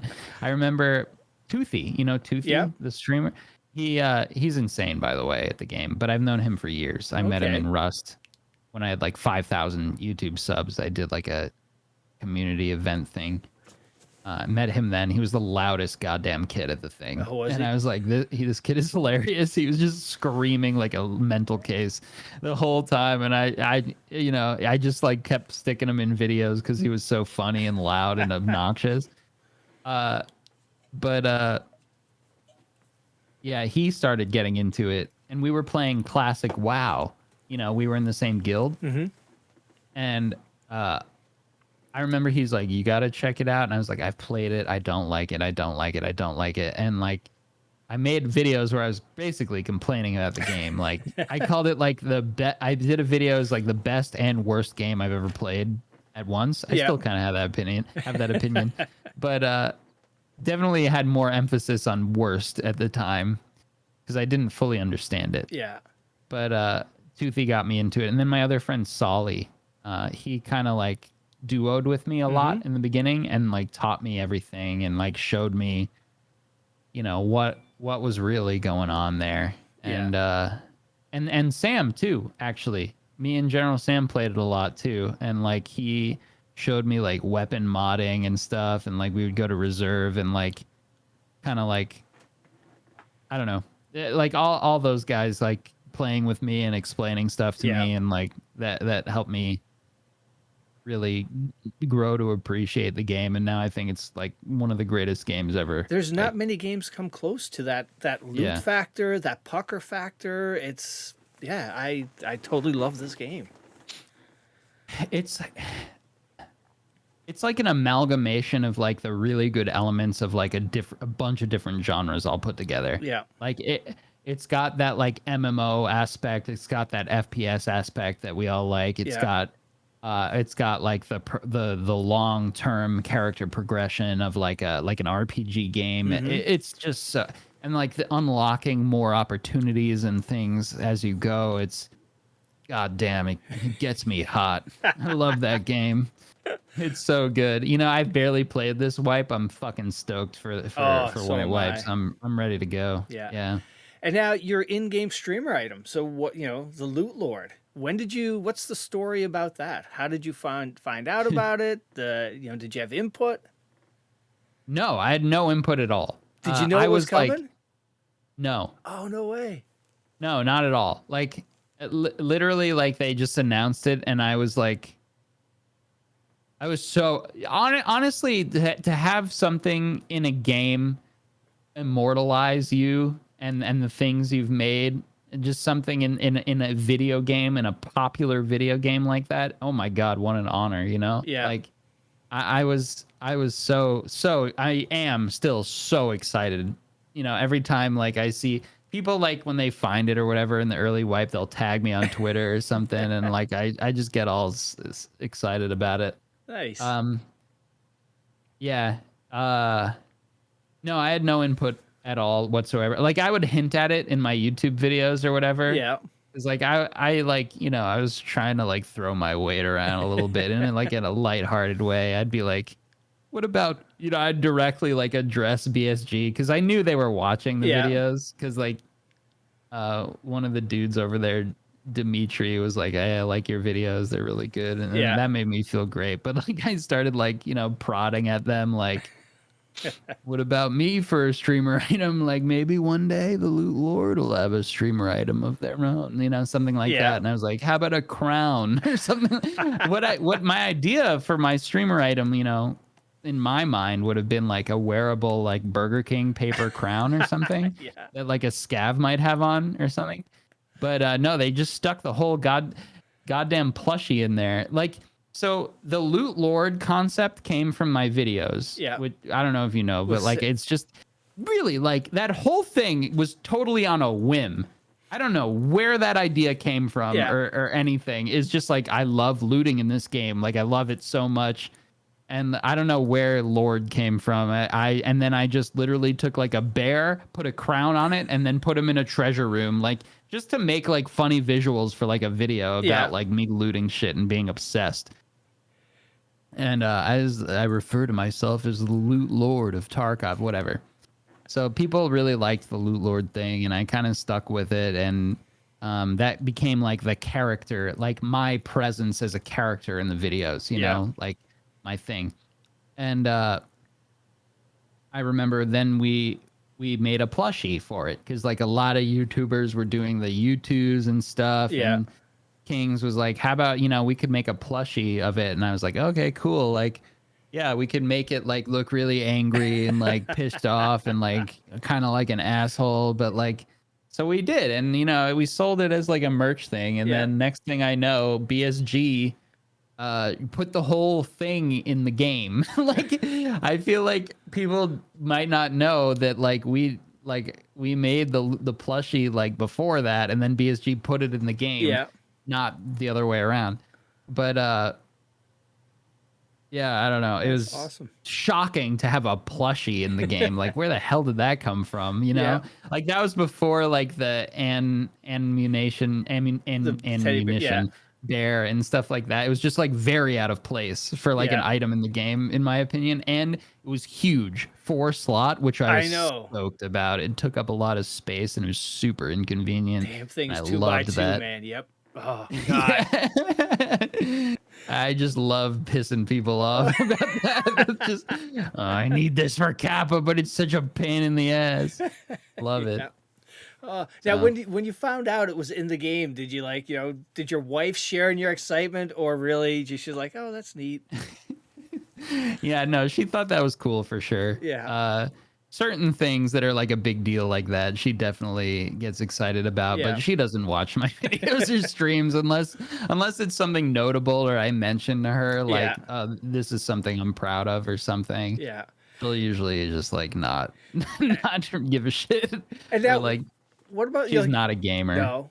Oh. Not really. No. Not like I am, you know. So now, what about your friends and family? Do they grasp this concept that you can make this is your living, is, you know, making videos about video games? And it took a while. Like now that it's more mainstream, people understand a lot more. But when I started, they're like, you know, my parents, my mom especially, were like, what the fuck? Like, what are you, go work at a bank. What are you doing? Like, you know, like go work in an office or something. Like, this is not gonna work. Like, what are you, like, who's watching this? Like, you know, you playing a game or whatever. And then like I'd show them the video and they'd be like, I don't know. And then I'd be like, look, I'm actually able to like sustain myself. Like, I'm paying all my bills and stuff. And they're like, well, I guess we can't argue about it. So, man. And now what do you think you would be doing if Twitch and YouTube didn't happen? What would chiropractor? Yeah. No, I developed that I have a strange fascination with the cracking of people's joints. Oh shit. Aside from my own, all right, nobody. I'm gonna tell you this. All right, we can make pull sure this out. You cut it out. Yes. You don't have to cut it out. I'm just kidding. But I find this is another thing I watch on YouTube. Don't tell me people's cracking back. Oh my god. Yeah, I watch chiropractor videos all the time. And I love that shit. Like I want to crack other people, Oh. you know?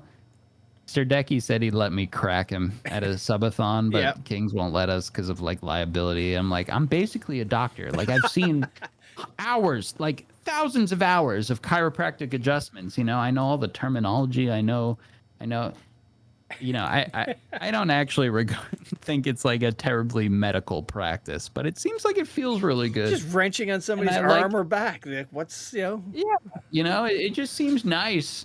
I'm too scared to go myself, but Well, hang on know. a second. So you watch the maybe I'd videos, do but that. you've never been to a chiropractor? no. Even I better. live vicariously through the videos. It seems so relaxing. Just loosens me up. It makes my goblin back and spine, like, you know, through the visual release of these other people. It just makes my back feel better. I need to be cracked. You know, maybe if you went to What a should I call you, by the chiropractor, way? What should I call you? you could probably do this, you know, scratch your head or scratch your shoulder if you went to a chiropractor. Maybe. You never Maybe know. they'll crack me right back into There place. you go. You can call me Noof or Barry. Noof. Barry. How about Barry? Barry's good. Okay. Yeah. Barry, I got a bad gamer back. Gamer neck. Gamer spine. So you gotta get Tight. that chair. A new chair upgrade. Yeah. Or Oh, standing I desk. did. I got this Herman Miller. Oh, nice. Yeah. So there were a couple years where Sam and I specifically obsessed over chairs, specifically Herman Miller chairs, and we both ended up buying Herman Miller chairs. You know, the first like extra disposable YouTube income we had both went towards like fancy Herman Miller chairs. That's what we Nice. did, Well, you and spend it definitely so much time helped. in there, yeah. Yeah, I spend so much time there. You know, I noticed like the DX Racer. Is that a DX Racer? I don't. It's something off of YouTube, or not Okay. YouTube, from Amazon that fit the Gotcha. budget. Yeah, so I had a DX Racer beforehand, and I found that it was comfortable, absolutely, but it wasn't, you know, ergonomic, Yeah. you might say. And I noticed that my body was turning into that of ET. Oh. Like when I took my shirt off, I looked like ET. Oh shit. It's not good, you know, like with the ribs and the fat stomach and like the no pecs, like or like those little things from Men in Black with those little like weird like wheat like Yeah. sausage aliens, you know. I looked like one of those guys. And I was like, man, I gotta do something. I gotta start like working out a little bit and like not sitting in a goblin chair. Yeah. You go into the nice offices. They always had the Herman Millers in there, and it's like, all right. Yeah. You sit in one. It's like, ooh, okay. Now that's luxury. Absolutely. Yep. Hmm. So now, how would you describe the Aqua FPS community? Annoying. I'm just kidding. Well, hang on. Is your Discord as crazy as Sam's? Sam tells me his Discord is like out of control. No, definitely not. Yeah, he's got an interesting cast of characters around there. No, definitely not quite. Like I don't have as edgy, if you will, of a viewership as him. They all are kind of like, for the most part, like very much along. It makes sense. Like they tend to have a similar kind of sense of humor and kind of temperament to them as me. And they always say like, you made us like this. You made us like this. Cause you know, like I accuse them of being gross little monsters all the time because they are. And they're like, it's your fault. And I'm like, and I say, no, it's not, but it is. Yeah, they're just like, they kind of like me, you know, and just, we like to joke about like silly stuff and kind of crude, kind of gross humor, but like, yeah, it's fun. I'm thinking primarily of Twitch and YouTube, I guess, at this point for the most part, because they're kind of like one and the same these days. Yeah, they're funny. I like them a lot. Nice. They entertain me as much as I entertain them, I would say. So It's a good relationship. yeah, but they definitely like latch onto stuff and like really drag things out sometimes. But yeah, like I started to feel like I was running an actual cult there for a minute because they would not stop. They just kept calling me master and stuff. And I just like, it was starting to make me uncomfortable a little bit. And I was worried I was going to get banned on Twitch or something. Oh, shit. But yeah, the cult thing, like just like a lot of like long-winded like memes and stuff. It's fun though. Now, where did the name come from? What made you pick Aqua or Aqua FPS? Okay, so playing Rust, like this was before, like way before I started like doing YouTube and stuff. I played Rust with like a group of dudes I just met like in Rust, right? On Rust Legacy, like old Rust, like 2013, maybe 2014, something like that. And there was like a group of 5 guys that I would roll with, and there was no teams in the game back then, so like the only way to identify each other was just like, you know, call outs with positioning or like whatever gear you were wearing, you know, if you color coordinated or like matched outfits. Yeah. Or whatever. And or by your in-game name tag above your head. So we went by the superheroes. There was like Superman, Batman, Spider-Man, and Aquaman. Yeah. I was Aquaman. Now, because you liked Aquaman, or just he was one that was left over? He was like one that was left over. Like everyone was like, I'm going to be Batman. I'm going to be Spider-Man. And I like wasn't there that day or something when we were deciding that. And I was like, well, I don't fucking know what other superheroes there are. All right, I'll be Aquaman, whatever. And then just like stuck. Yeah. So then I started my channel around when, so I was Aquaman on Steam for like forever. I just left it like that. And this was like around the time when I was starting my channel where everyone was like something HD, you know, or like Frankie on PC in 1080p, you know, like that kind of thing. Yeah. There's like a lot of that like newfangled HD technology going around, you know. And I remember, like, I don't want to be another fucking HD thing. I was like, what's like another video term for gaming? Oh, FPS. All right, sure. There you like go. frames per second. Yep. Everybody thinks it's like first-person shooter. Nope. Definitely meant it as frames per second. There we go. Yeah. So like people, like if I play like Age of Empires 2, people will be like, oh, Aqua RTS. And I'm like, well, yeah, but you know, it's actually frames per second. Or farts for shit, you know, whatever you want to say. That works too. I guess it's actually the real one. Yeah. That's the Urban Dictionary one. Shit. Yeah, exactly. Or like whatever. Yeah. I don't give a whatever you want it to be. I don't care. I don't like my name anymore. I'd much rather it be like fucking gaming freak or something like that, or just some weird word, you know, like a made up word. Yeah. But yeah. All right. So now you do other podcasts. You got the Critical Hole and the Gamer Hole podcast. Critical Hole is our D&D show. Yeah. The Gamer Hole is that's our podcast. Yeah. And now what made you start that? What is that podcast all about? Just me and my pals just talking about stuff. Sometimes we have guests, and just seemed like something fun to do. Yeah. You know. Actually, I started a podcast a long time ago with Kings, who's on the current one, and then our other friend Tryhard. And it just didn't end up like lasting that long. Yeah. But we did it live on Twitch, I remember. And it just wasn't like fleshed out that much. But like this was like way before like a lot of people were doing podcasts. Yeah. And like I was always interested in the idea. And then just kind of was like one day, like during the pandemic, like, oh, let's do it, you know, like let's take another shot at another podcast. Yeah.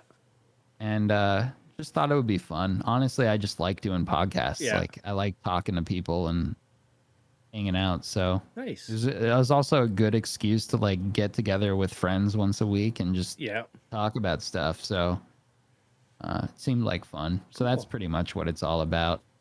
We'd like to have you on sometime if you want. Hey, just name the day. I'll be there, man. Anytime. All right, great. And now Critical Hole. So that's your D&D. You guys focus on that? And I get to ask you a bunch of questions. Oh, I feel like this is a General Sam. This could go bad. What do you mean? I don't know. I was so nervous when Sam came on because I've heard rumors like, yeah, he's going to get on a podcast. He's going to take it sideways. Like, but he was the best, man. No, he's like a very like level-headed guy. He is. Honestly, Yeah. like surprisingly so. Yeah. No, like if he were like a total lunatic, I don't think we'd like have gotten along so well. You know, he's like a really kind, like nice guy. Sometimes he could get a little carried away sometimes, I guess, but like no, he's like a pretty normal, chill guy. Now, how did you guys connect? What was the, how did you guys cross paths? We made friends like in Rust. I remember he was like doing a lot of Rust stuff, and like I was like doing the same. And I remember my buddy Guacamole Jones did like this big village thing. Yeah. Where, he just like announced like everybody come build your base like in this general area, like on this server at this time, and we'll all get together and just like run around. It was like a really fun kind of unique thing. And then like all the YouTubers started showing up, and Sam showed up. And I don't know, we just kind of like became friends, and like we had some mutual friends, and we started just like hanging around playing games together. And I don't know, we just like became friends. Nice. Like that. Cool. And yeah.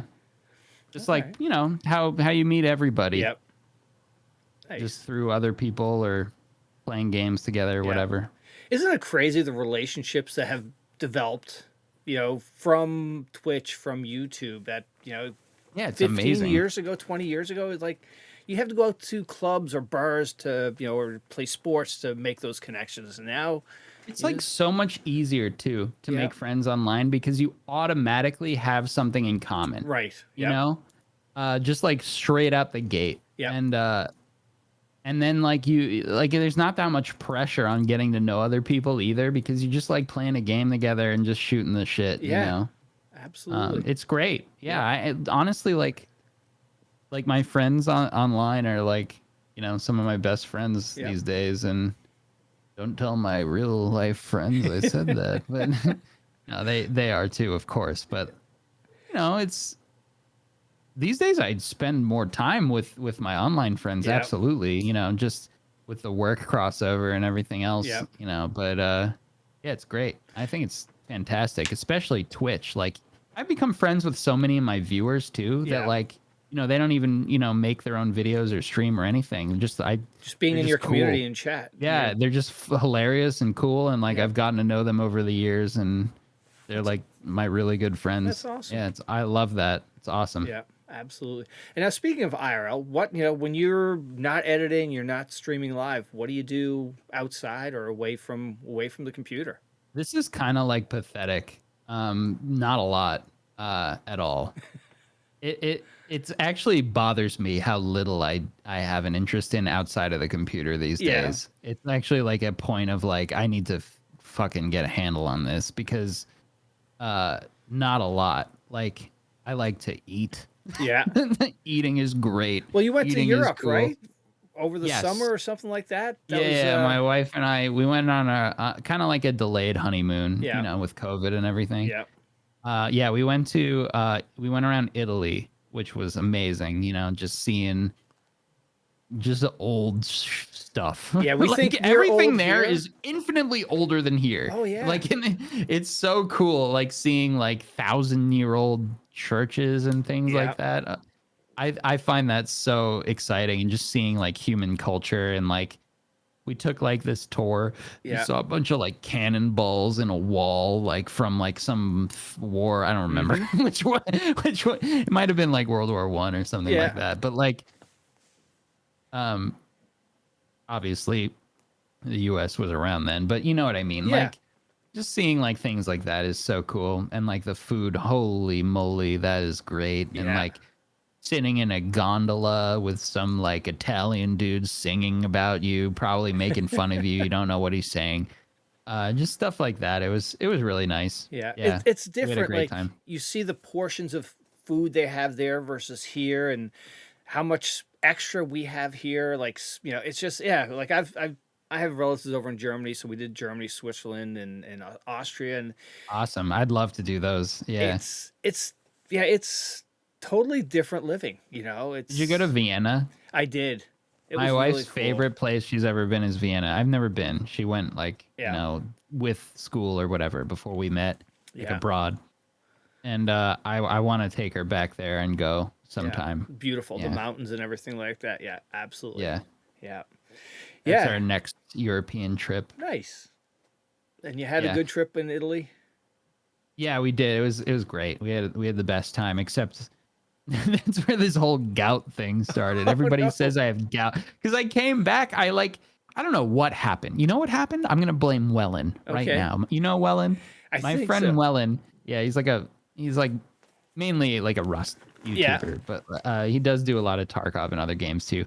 But I remember I was streaming and like I was like, you gotta get it in a good stretch. Everybody stand up, stretch it out, Like, and then I'm like, did like a gamer like squat, like back here or something. Yeah. You could see. And Welland was like, put those heels down, like that. And like, that is not comfortable for me. No. I am not a flexible guy, And I remember I put my heels down in like a really classic, like squat, like like the Slav squat, quote unquote, in a really good form, and I just felt something pop in my no. foot. And it didn't really hurt that much at the time. Yeah. But then we started like we went on our trip, and is that a bad term, Slav squat? If it is, I'm sorry. Think so. But anyway, I don't know. Anyway, if it is, I don't know. Yeah. I don't know. I'm sorry. But anyway, sorry about that. We started walking around like crazy, and just like, as you do when you go to like a European city or Yeah. something, you just walk everywhere. And let's face it, I'm not a terribly active individual at the time. I've been bad this past year about like exercising and stuff. So we're walking a ton, and my foot is just hurting more and more and more and more and more. And it got to the point where it was like excruciatingly painful. Like it was like keeping me up at night, like just shit. throbbing pain. Like, and I thought I might have had gout or something, because like I heard like your toe like hurts like hell and burns and this and that and the other thing. And I was like, I feel like I might have gout. And you 'cause said I didn't that know on what was stream? going on. Or you- I said that on Okay, stream, yeah. and now everybody thinks I have gout. It wasn't gout because it, a couple days later, I got some weird Italian pills. I don't know what the fuck they were, but I started taking them. Hopefully it wasn't and, something like, one of your community sent you. Yeah, no. I like, went into like a pharmacy and like asked like my foot hurt, and like I tried to explain to this Italian person like my foot is hurting, like what do I do? And they just like gave me some kind of something and some kind of cream, and I started putting that on, and it started getting better. And but for like a good like 4 days of the trip I could barely walk, which kind of sucked. Oh my God. Yeah, but it got better quick, and we were able to enjoy the rest of it. But it wasn't gout. It was not gout. Now that's the thing that everyone's latched onto still, the fucking gout thing. It's been since May. Oh my It's been God. like 6 months. Like they won't let it go. It's so annoying. Oh shit. Yeah. But that's where the gout thing started. But yeah, no, it wasn't gout. And then she also got some sort of Italian illness. Yeah. That I also got after that. We were both very ill during our trip, but it was so memorable and fun and exciting that we like still enjoyed it regardless. Now, what was the best meal that you had over there? Anything that just like, wow, I've never had anything like that. So this Italian illness that she had, we booked like, it was our honeymoon, so we booked like a really like fancy like Michelin star Italian restaurant, right? Yeah. And this was like, midway through our trip. And we go to this place, we're all dressed up, looking nice. It was like really close to our hotel and everything. Yeah. So we go over there, and we're sitting there, and my wife, we're ordering the food. We got like a nice bottle of wine and everything. And I could tell like something was perturbing her. She was just like not her usual self. And we're sitting there, and like I noticed it was like one of those like tasting menu things. It was like a long-winded experience kind of thing. Yeah. This was like the big dinner of our trip, And we're sitting there, and she just starts eating less and less and drinking her wine less and less, and all of a sudden, like, she says to me, like, I'm about to puke. I need to. I'm so sorry. I need to go. Like, Oh no. I have to go right now. And I'm like, oh shit. Like, are you okay? Like, what's going on? She's like, I don't know. I feel like I need to go to the room and throw up. So she just like storms out of there, and everybody around thinks we got in some sort of huge fight or something. And she just like dumped me, Yeah. But I'm just sitting there like, oh, well, I can't just like leave, Yeah. She's like, you stay. She was like, you stay, like, don't leave,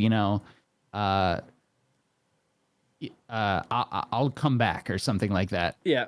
And I'm sitting there, and she just storms off. Everybody's like, whispering like, oh, like, what's going on?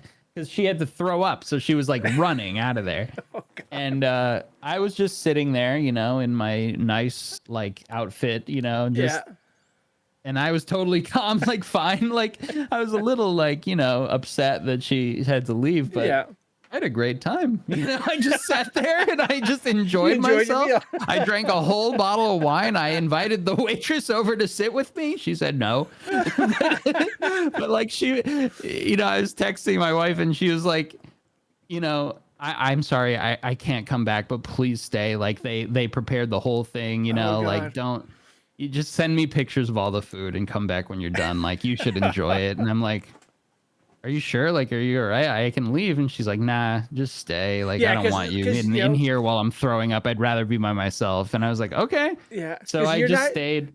You're not sure if she's saying that just to say that, but she really wants you to come. Like, no, I could tell she genuinely didn't want me around. Yeah. Like, it was also diarrhea as well. It was like, it was a mess. Like, she didn't want me in the room. Yeah. So it was fine. But yeah, so she was just sick as a dog, and I was just sitting there just like eating like a having king. like the nicest meal of my life, like a king. People bringing me courses. I was there for like 3 hours. Oh my God. It was like we were outside, like just living it up. Yeah. Or I was outside.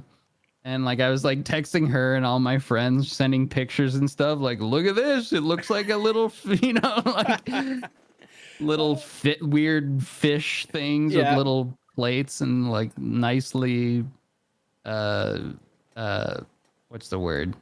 Nice Decorated presentation. Oh God. And like I just got really drunk by myself. Like had like the best time. It was great. It sucked she couldn't join me, but it was fine. We had some other good dinners too. But yeah. Oh my God, funny. That's awesome. Yeah. Well, Aqua, you survived the podcast, man. Oh, it's over already? Oh my God. Yeah, dude, we were talking almost 2 hours. It feels like 30 minutes. Yeah, that's good though, great. Right? But hang on, before we stop recording though, at the end of every podcast, I ask a guest to suggest somebody who should come on the podcast. Who do you, in your circle, anyone you want to shout out and or throw under the bus and say they got to come on the podcast? Oh my. I think you should have on my friend Sterdeki, who is a co-host on my podcast. All right. He is an interesting character. He is quite something. Now, would you say peculiar funny, haha, or peculiar strange? Both. Oh, okay. Both. Yeah, he like the things I've learned about him, like doing the podcast, are just mind-boggling. He had such interesting like ideas about things, and like such an interesting upbringing, and also his eating habits alone are just shocking. and really interesting. Like he's like a real life like Freaky Eaters show. Oh, Like, okay. it's really something. He's gotten much more normal as of late, I feel like, in that regard. But All right. his story is just really interesting. I won't say too much, but Okay. I think he would be definitely a good guest. All right. Well, we'll get him on. Yeah.